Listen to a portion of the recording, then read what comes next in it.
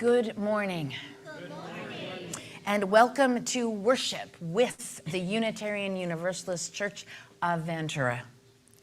I am the Reverend Dana Worsnop, minister of this community of resilience and hope, commitment, and possibility. We gather to keep love at the center of our lives and the way we move in the world. It is good to see you all here together, and I will report that it appears that nobody got here a whole hour early. And so I am, our devices update, most of them update automatically now, so I am hoping you are all very well rested. And however you arrived here on this first day of Standard Time, and whatever state you arrived in, given the times we are living through. And if getting out of bed was a challenge, just even getting out, pulling back the covers at all, if that was a challenge today, we welcome you all via the wonders of internet technology, those who are Zooming and streaming. Welcome. And then to all of you in person who got yourselves, hopefully, like I said, you're well rested, maybe you had an extra cup of coffee so you'll be really attentive to what's going on. We are a community of many beliefs, identities, origins, sexualities, and genders, and all are welcome here. We preface our services by acknowledging that this building, our building, more or less, technically, our building rests on the unceded ancestral homelands of the Chumash peoples. And so we pause to remember that we live on ground that is sacred, ground that cries out for justice and for responsible stewardship. In so remembering, may we then also find the courage to do our part, to restore wholeness to the earth and to all her peoples. Few announcements. We are gathering today in a time when there is an election just before us, just a couple of days away.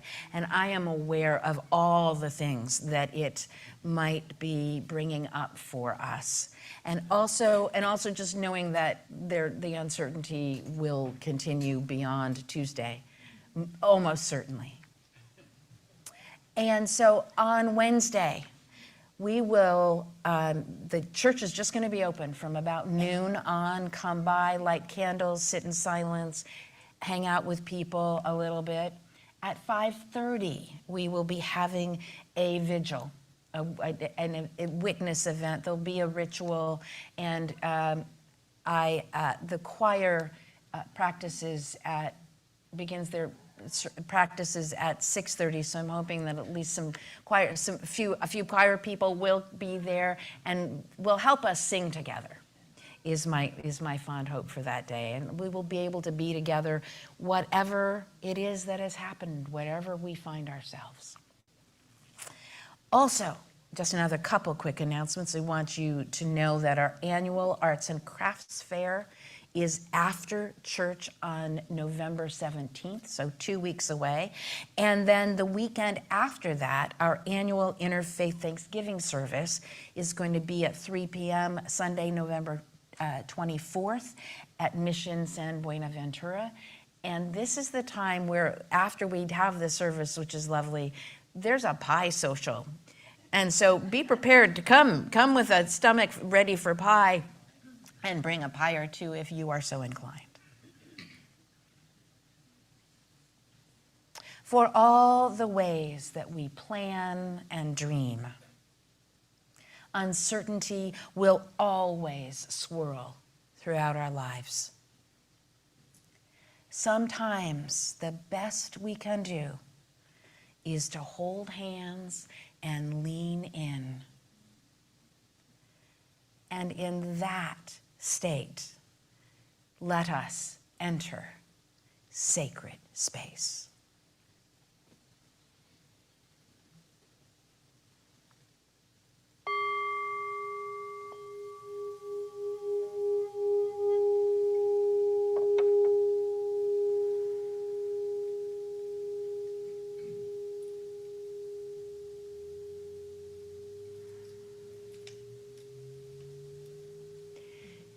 Lean in to the beauty we create together this morning.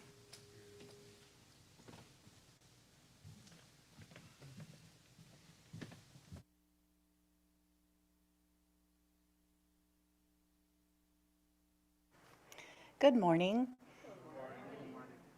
I am Worship Associate Maureen Daly.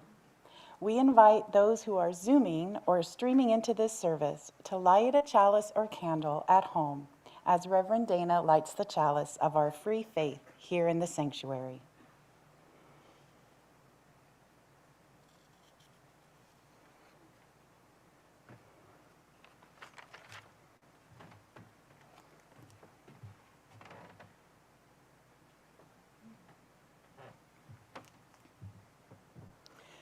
We begin our service with words adapted from Hopefulness in Bad Times by Howard Zinn. To be hopeful in bad times is not foolishly romantic. Human history is a history not only of cruelty, but also of compassion, sacrifice, courage, kindness. What we emphasize in this complex history can determine our lives. If we see only the worst, it destroys our capacity to do something. If we remember instead times and places, and there are so many, when people have behaved magnificently, it gives us the energy to act, and at least the possibility of sending this spinning top of a world in a different direction. When we act, in however small a way, we need not wait for some grand utopian future. The future is an infinite succession of presents, and to live now in defiance of all that is bad around us is itself a marvelous victory. Come, let us worship together. Good morning, everyone. Good morning. I'm Zach Spencer, filling in for Carolyn. Today we'll be starting off with Love Will Guide Us, number 131.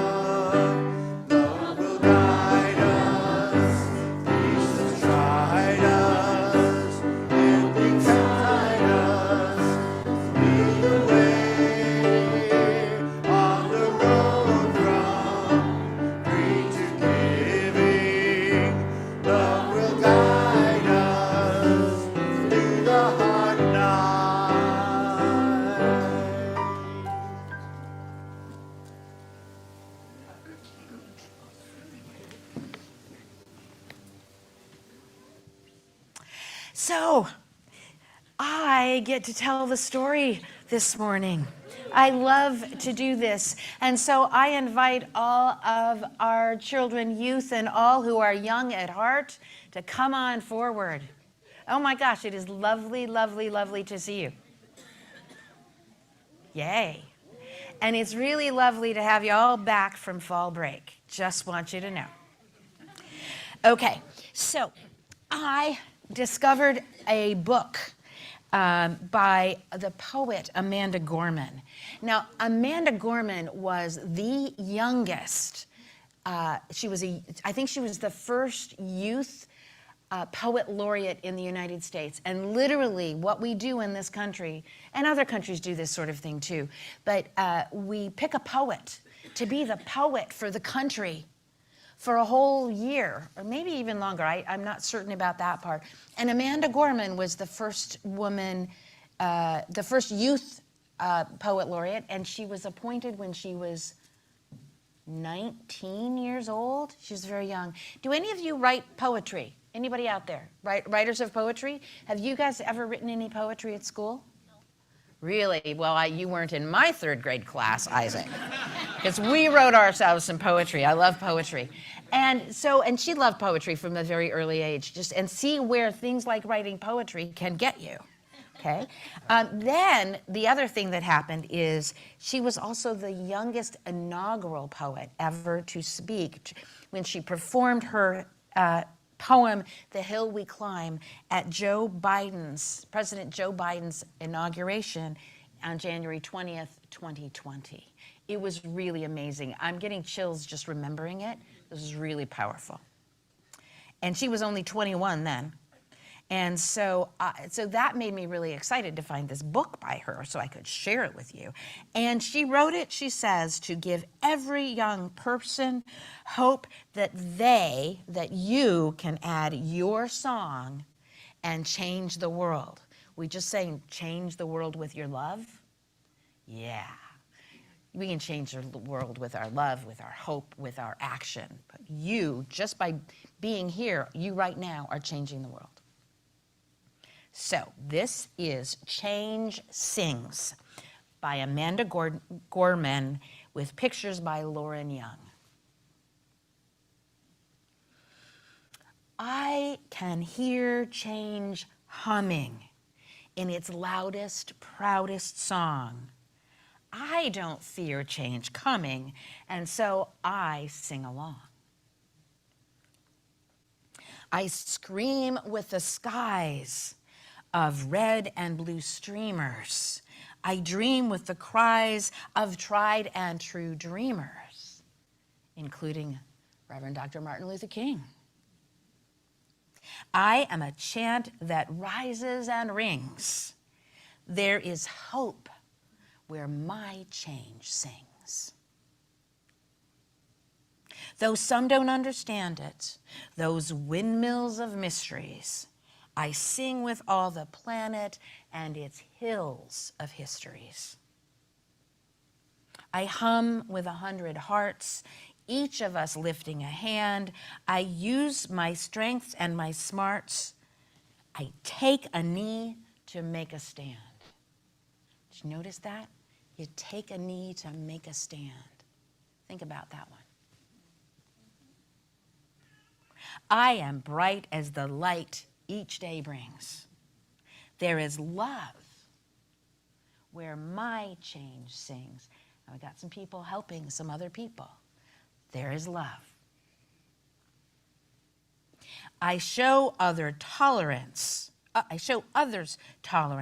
though it might take some courage. I don't make a taller fence, but fight to build a better bridge. And so they're building a ramp in that one. I talk not only of distances from where and how we came, I also walk our differences to show we are the same. I'm a movement that roars and springs. Oh, I want to back that one up. I also walk our differences to show we are the same. Differences are important, and the things we share are important. Yeah. I'm a movement that roars and springs. There's a wave where my change sings. Change sings where? There, inside of me. because I'm the change that I want to see. As I grow, it grows like seeds. Look at all these people helping. I am just what the world needs. You are just what the world needs right now. I'm the voice where freedom rings. You're the love that your heart brings. We are the wave starting to spring, for we are the change we sing. We're what the world is becoming, and we know it won't be long. We all hear change strumming. Won't you sing along? Okay, won't you sing along? To the song of the change sings, to the hope that change brings. And that is the end. So think about the change that you are going to carry with you as our beloved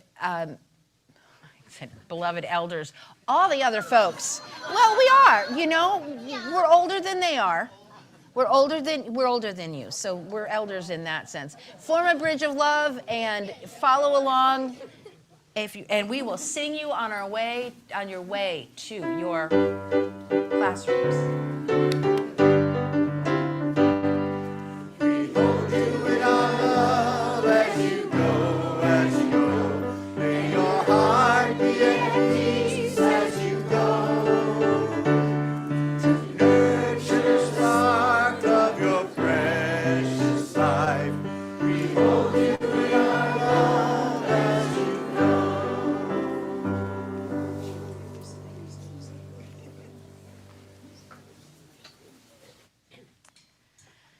So each Sunday, this congregation gives away our entire dang collection to an organization in the larger community or to funds that help people in our own church. Those of you who are streaming in from home, you have two ways to give. If you're on Zoom, you can just click the link that will be posted in the chat, and or just text the word assist from the phone number that is on the screen. Folks here present can also text to give, and you can still write a check or give cash and put it in the box at the back of the sanctuary after the service.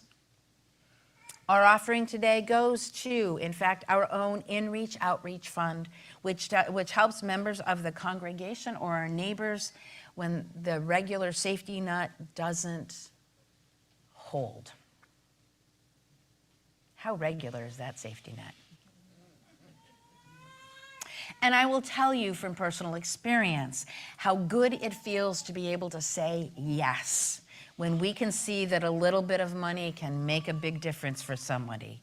We recently were able to help one of our homeless neighbors get a copy of his birth certificate and his driver's license so that he could get housing immediately. He needed those, and you know, just imagine there's a cost and then there's the whole bureaucracy of getting those things done, and we were able to help at least with the fees.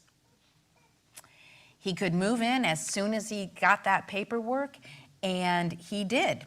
And today he has his own apartment in Ventura. Yeah. And we have helped people with hearing aids, eyeglasses, funeral costs, emergency travel, and more. This fund is one of the ways that we do keep love at the center of our lives. And so please give generously, as you always do.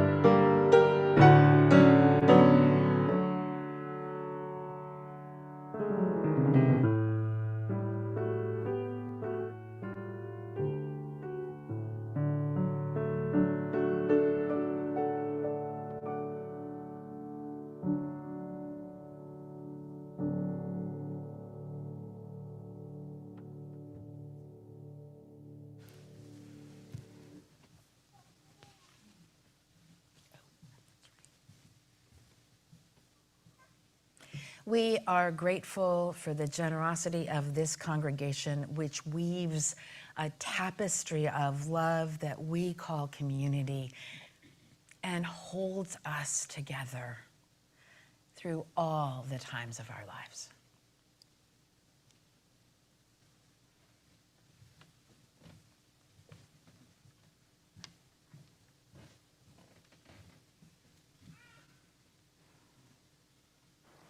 Now is the time in the service when we hold up the great joys and sorrows that grace our lives. We place stones in water for both the celebrations and sorrows in our hearts, making ripples that are felt throughout our community. I invite you now to speak into the gathered community or write into the Zoom chat the names of those you wish to celebrate, memorialize, or bring into the loving embrace of this beloved community.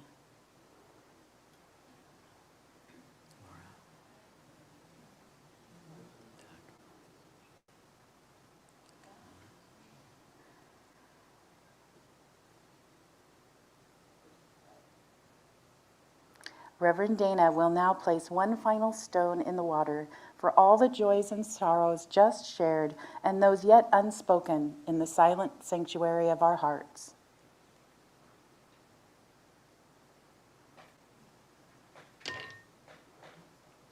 May we be truly grateful for all that is our life.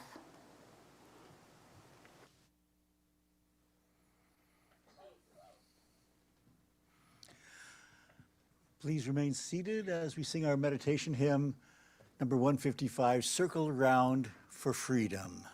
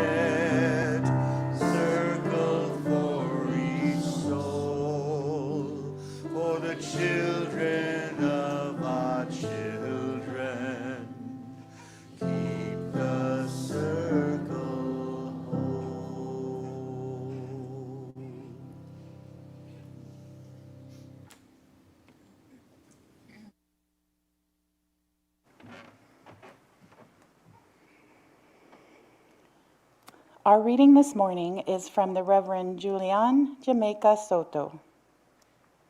In this community, we hold hope close. We don't always know what comes next, but that cannot dissuade us. We don't always know just what to do, but that will not mean that we are lost in the wilderness. We rely on the certainty beneath, the foundation of our values and ethics. We are the people that return to love like a North Star, and to the truth that we are greater together than we are alone. Our hope does not live in some glimmer of an indistinct future. Rather, we know the way to the world of which we dream. And by covenant and the movement forward of one right action and the next, we know that one day we will arrive at home.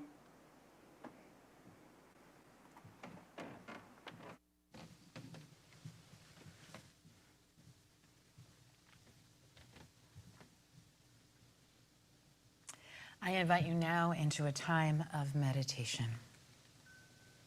Close your eyes if you wish. Place your feet on the floor if you're comfortable doing so. And breathe. Just breathe. What does it look like when you hold hope close, even while not knowing what comes next? I invite you into a time of meditation where we hold hope close.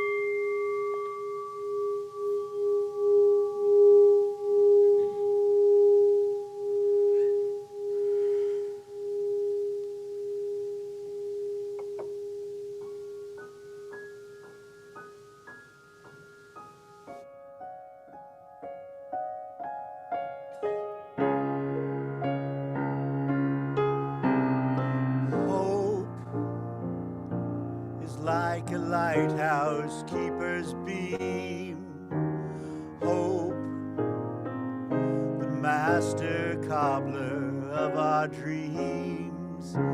For hope believes in desert streams, the mightiest of stars, the microcosm in a jar, vast or small, they all revolve on hope. Hope, the guardian angel of the dove. Hope, a gift of guidance from above. For hope is the heart in mother's love. No plans could be conceived, no ships could fare the seas, for there would be no courage were it not for hope.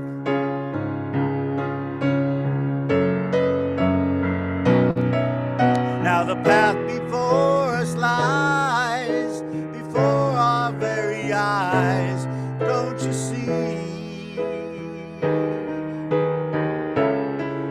And it leads up to the gateway, lead me through.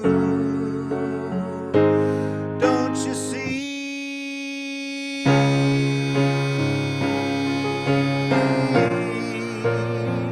Then come and take my hand,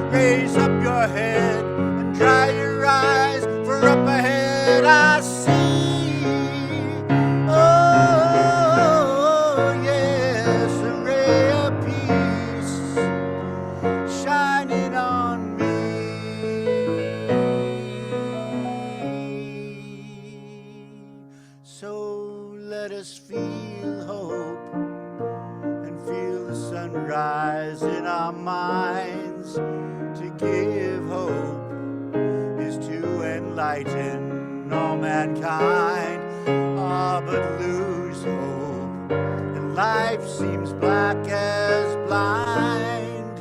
When faith gives way to fear, when motivation disappears, all is lost if one abandons hope. All is lost if one abandons hope.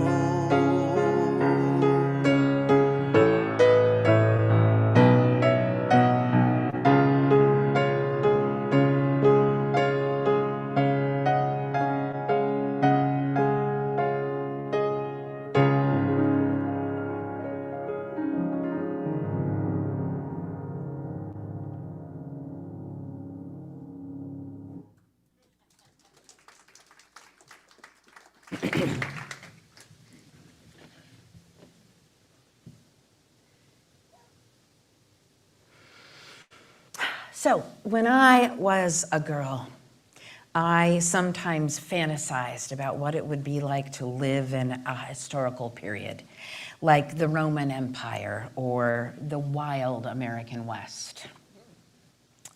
These were very romantic imaginings, not much tethered to reality. And yet, from there, somehow I've always loved history. I studied it.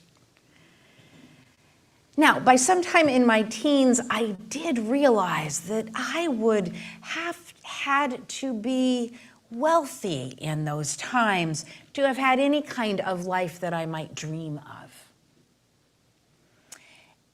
And as I've learned more about life in any period prior to this one, I now would take these times over them all. Thinking about life before antibiotics shakes me right out of those kind of reveries. And yet I still have a kind of nostalgia for the hard times during the Depression and World War II. What would it have been like to live in a time of such shared suffering and sacrifice? Would life have had a greater sense of purpose and meaning? Surely the ethical stakes would have been so much more clear. Except they weren't in that present. The study of history has taught me they just seem that way through the ensuing decades when they became actual history, and we can look back upon them with a greater clarity. Still, I wonder how I would have lived through those times. Would I have ended up on what we now call the right side of history? I certainly hope so, but I can't know for sure. And it has occurred to me that perhaps my wish to live in historic times is kind of akin to the so-called Chinese curse, may you live in interesting times.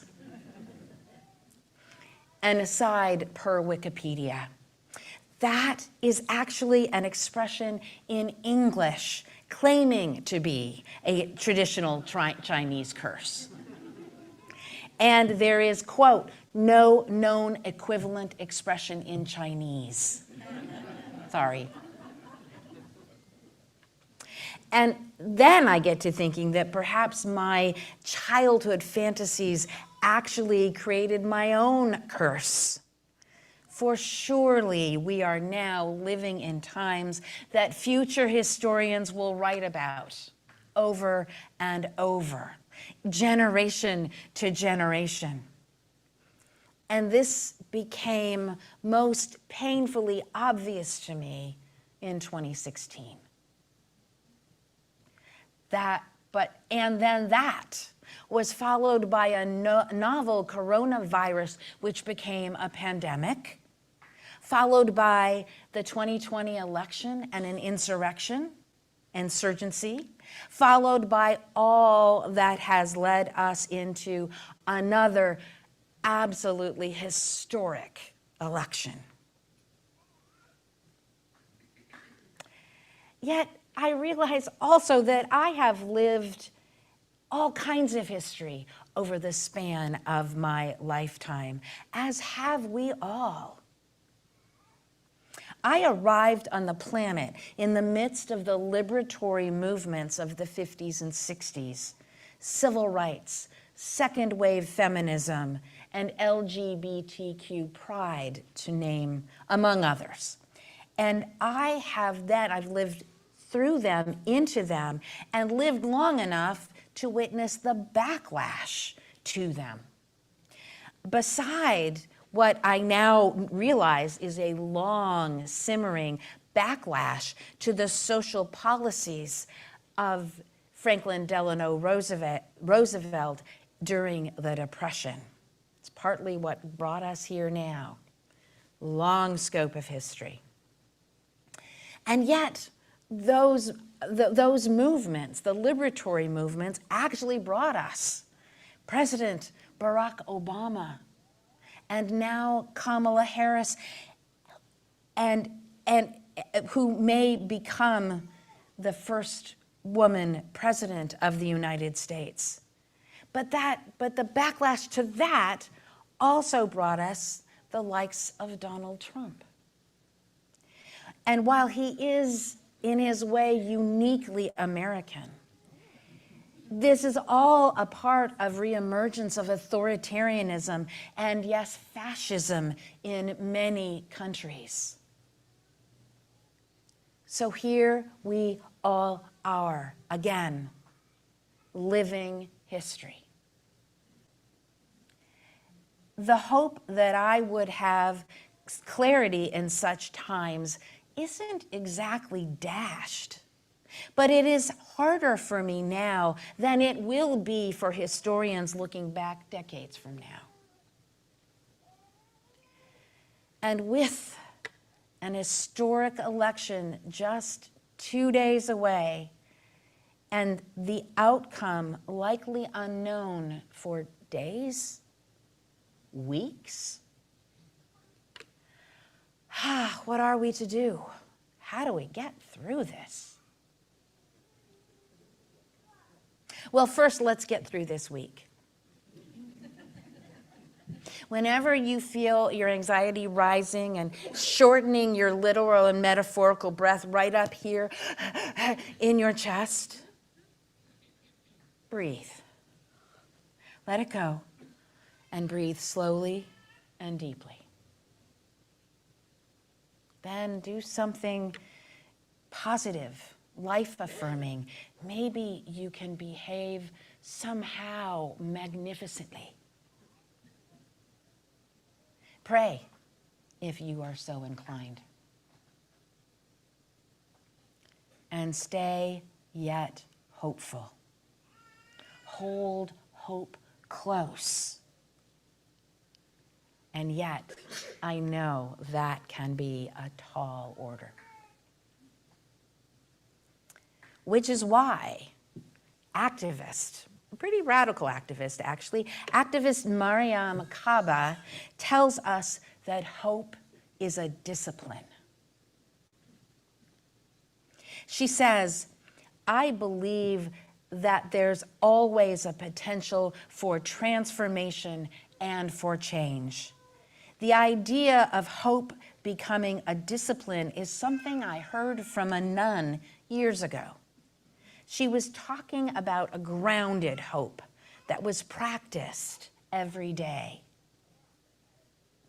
Hope must be a discipline, Kaba continues, because in current times it's so easy to think that everything is all bad, nothing is going to change ever, and people are bad at the bottom. Hope as a discipline helps us choose to think a different way.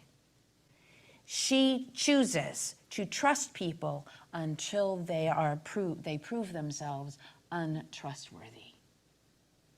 And also, just want to add that Mariame Kaba is a radical activist who is working to abolish our entire carceral incarceration system, our entire prison system. And she is one who talks of abolishing the police. And so think of the level of discipline required to remain hopeful that we can live into somehow, some way, a system of justice that is not incarcerating more people per capita than any other country on earth. Think of the level of discipline that hope requires. And it also means taking a long view of history and liberatory movements, while simultaneously, long view, see how liberation has progressed, and then simultaneously just do the next right thing before you. The small thing. Now, activist, historian, and writer Rebecca Solnit has also hopeful words in her book, Hope in Dark Times, Untold Histories, Wild Possibilities. Solnit is a beautiful writer with a keen eye for our times, someone who future historians will very likely read. She writes, "Hope is a gift you don't have to surrender, a power you don't have to throw away." Solnit first wrote her series of essays in response to the war in Iraq more than 20 years ago. And then she reflected on it again, I think reissued the book with a new foreword in 2016. She writes, "This is an extraordinary time full of vital, transformative moments that could not be foreseen. It is also a nightmarish time. Full engagement requires the ability to perceive both." Hope doesn't mean denying these realities. It means facing them and addressing them by remembering what else the 21st century has brought, including the movements, heroes, and shifts of consciousness that address these things now. Hope, then, is a discipline that can keep us going through our lives in the face of injustice and also the possibilities that are ever present. This kind of hope doesn't look away from the grimmer side of reality. It asks us to act in the present with our eye on a more distant horizon. The women's struggle for the right to vote took 70 years. Yeah, 1848 to 1919, 20? Somewhere in there. The 19th Amendment, which was passed in 1920? I didn't look that up.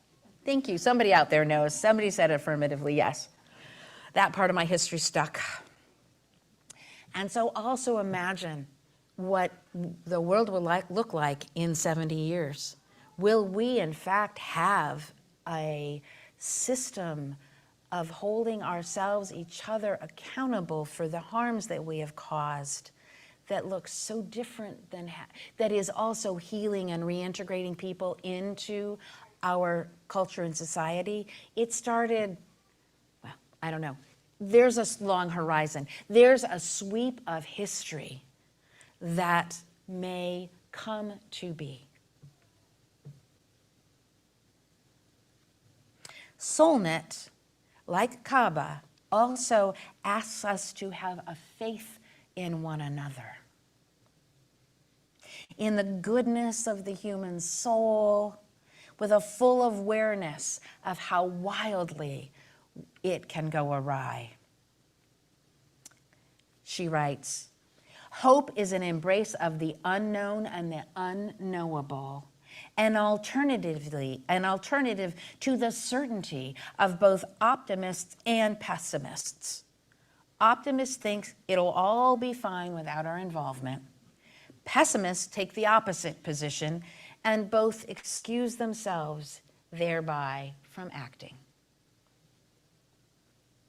Hope is the belief that what we do matters, even though how and when it may matter, who and what it may impact are not things we can know beforehand. We may not, in fact, know them afterward either, but they matter all the same. And history is full of people whose influence was most powerful after they were gone.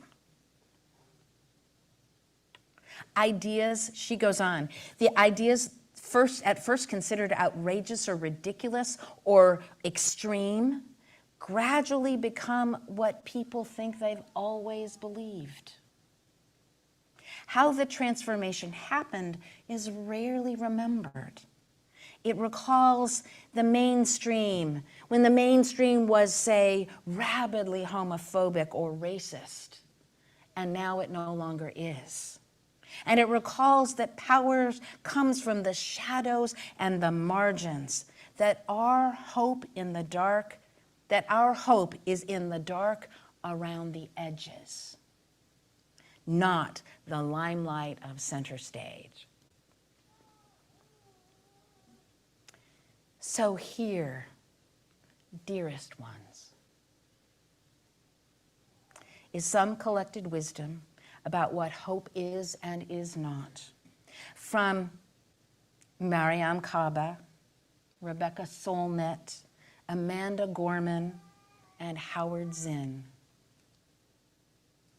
Hope is not foolishly romantic. Hope is not a lottery ticket that you can sit on the sofa and clutch feeling lucky. It is an axe you break down doors with in an emergency. Hope is not about the belief that everything will turn out well, but the trust that something can be done no matter how bleak things may seem. It is not a solitary endeavor. It is a collective movement fueled by the belief that we can create a better world together. Hope is not naive. It is a radical act of defiance against the forces of despair, a refusal to accept the status quo as inevitable. Hope is not a luxury, it is a necessity. Without it, we are lost. With it, we can move mountains. Hope is not a weakness. It is a strength, a force that propels us forward even in the face of adversity. And hope is a discipline to be practiced daily.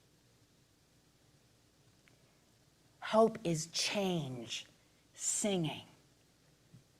It is a gamble, betting on the future, on the possibility that an open heart and uncertainty are better than gloom and safety. Open heart and safety is better than gloom. Open heart and uncertainty is better than gloom and safety. Hope is dangerous, and yet it is the opposite of fear. For to live is to risk. Hope is a muscle, a renewable source, something that we can cultivate in ourselves and others. We can give each other courage, which is hopeful. And rather than a final destination, hope is a journey, a never-ending quest for a more just and compassionate society. Hope is really believing in spite of the evidence, and then watching the evidence change.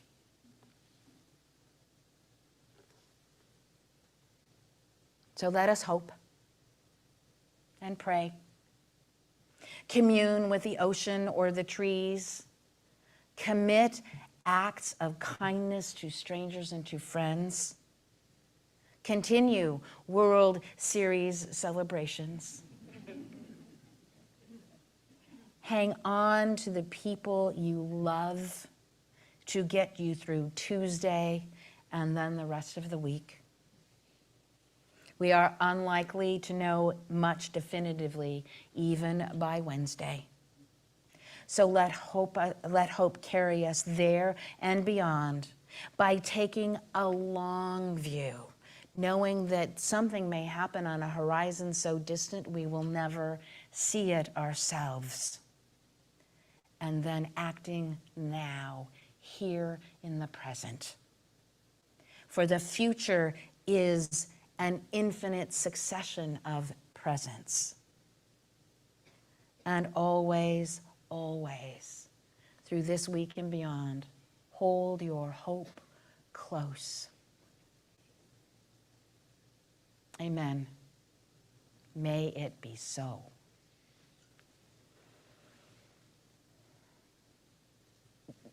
No. I invite you now into a time of prayer with words inspired by the Reverend Kristen Grassel Schmidt. Holy beingness of many names and no name, blessed, persevering, clear-eyed hope, Spirit of life, which dwells within and among and beyond us this day and always. May we gather with gratitude for all that has brought us to this day, this moment, this breath. May we continue to serve our neighbors, our values, our free faith in the spirit of many who have gone before us, who made ways where there was no way. Facing the week before us, may we carry the fire of commitment, the spirit of truth, love, and justice that was in those ancestors, knowing that it goes with us too. In this season when stakes feel so high, may we remember that no season lasts forever. In this season of growing cold, may we all remember to stoke the flame of resistance. In this season of growing darkness, may we turn from the glare of life's distractions, finding the gifts that lie in the dark. And may we hold hope close. May all those who are ill find healing. May those who are in despair find hope. May those who are without shelter find home. And may all those who are suffering conflict and war in Gaza, Israel, Sudan, Ukraine, and beyond, may we, in that hopeful time we work for, may we all know peace. Amen.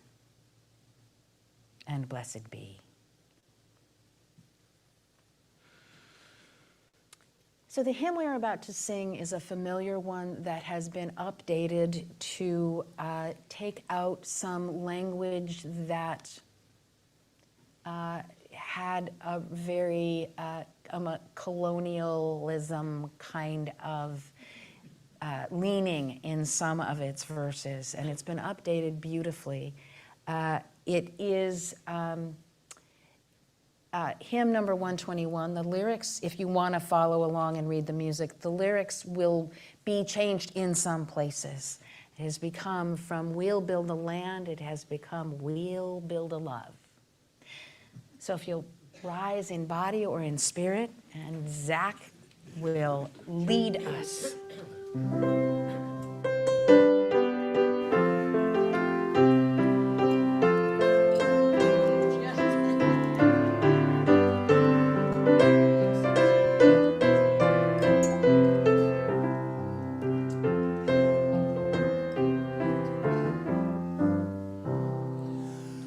We'll build a love where we bind up the broken. We'll build a love where the captives go free, where the oil of gladness dissolves all mourning. Oh, we'll build a promised love that can be. Come, build a love where we're gathered together, anointed by God, and then create peace, where justice shall flow down like the waters, and peace like an ever-flowing stream. We'll build a love where we bring good tidings to all the afflicted and all those who mourn, and we'll give them garlands instead of ashes. Oh, we'll build a love where peace is reborn. Come, build a love where gathered together, anointed by God, and then create peace, where justice shall flow down like waters, and peace like an ever-flowing stream. We'll build a love where those who grow hungry are all food that makes us so strong, restoring the balance of all of God's children. Oh, come build a love where all will belong. Come build a love where we're gathered together, anointed by God, and then create peace, where justice shall flow down like waters, and peace like an ever-flowing stream. We'll build a love where cries of praises resound from spirits once faint and once weak, where like oaks of righteousness, tender people, oh, come build a love, my people we seek. Come build a love where we're gathered together, anointed by God, and then create peace, where justice shall flow down like waters, and peace like an ever-flowing stream.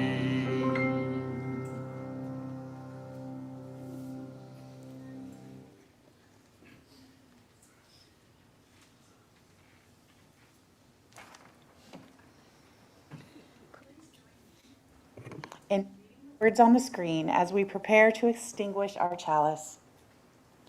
We extinguish this flame, but not the light of truth, the warmth of community, or the fire of commitment. Those we carry into our lives until we are together again.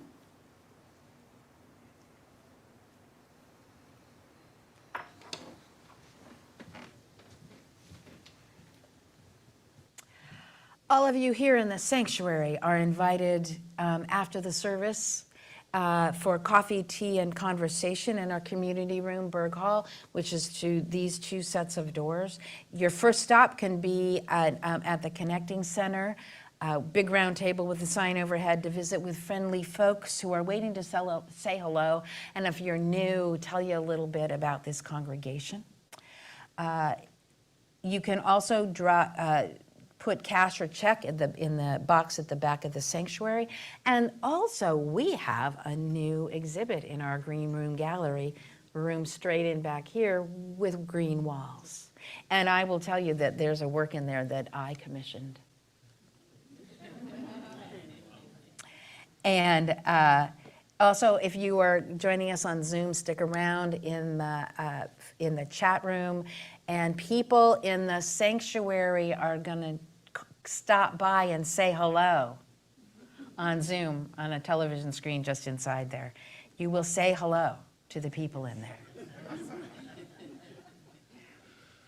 I leave you with words adapted from Adam Slate.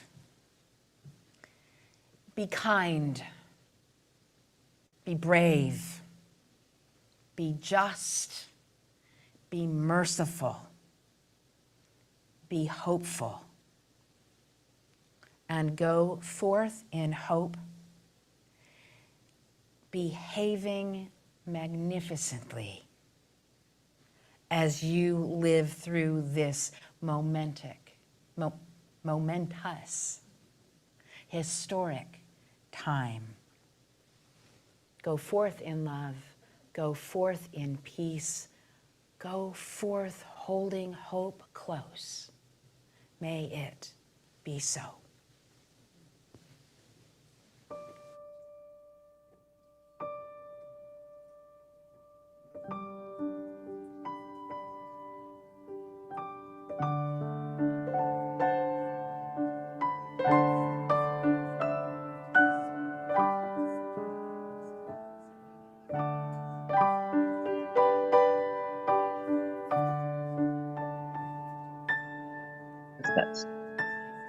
Hello.